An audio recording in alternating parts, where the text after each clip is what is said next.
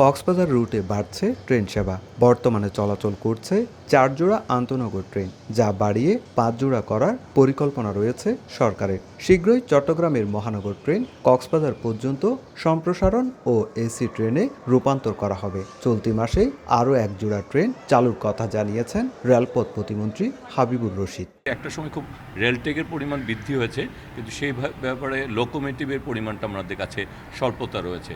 But আমরা আমাদের সক্ষমতার সীমাবদ্ধ সক্ষমতার সর্বোচ্চ ব্যবহারটুকু করতে চাচ্ছি, সাথে সাথে যে অভাবটুকু আছে সেটাও পূরণ করার চেষ্টা করছি।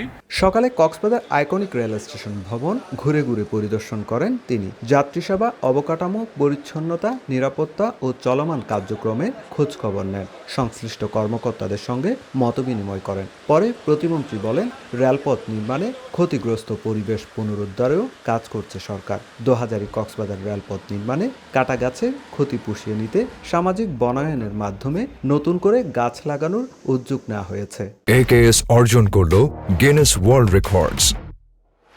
AKS প্রাইম মিনিস্টার জনাব তারেক রহমান উনি চাচ্ছেন যে এই রেলটেক করার সময় যে পরিমাণ পরিবেশ গাছ কেটে পরিবেশ বিপর্যয় ঘটেছে সেটাকে পুনরুদ্ধার করার জন্য নতুনভাবে এই অভাবটুকু পূরণ করার জন্য সামাজিক বনায়ন করা। কক্সবাজার রেল স্টেশন বেসরকারি ব্যবস্থাপনায় পরিচালনার পরিকল্পনার কথাও জানান প্রতিমন্ত্রী। পাশাপাশি পঞ্চগড় থেকে কক্সবাজার পর্যন্ত ডুয়েল গেজ রেলপথ এবং ঢাকা সিলেট রুটে ডুয়েল গেজ চালুর উদ্যোগ নেওয়া হয়েছে।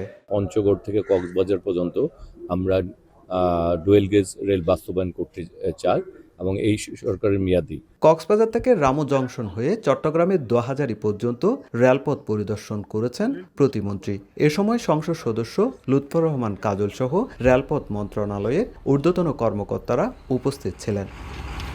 সুজাউদ্দিন রুবেল, সময় সংবাদ, কক্সবাজার।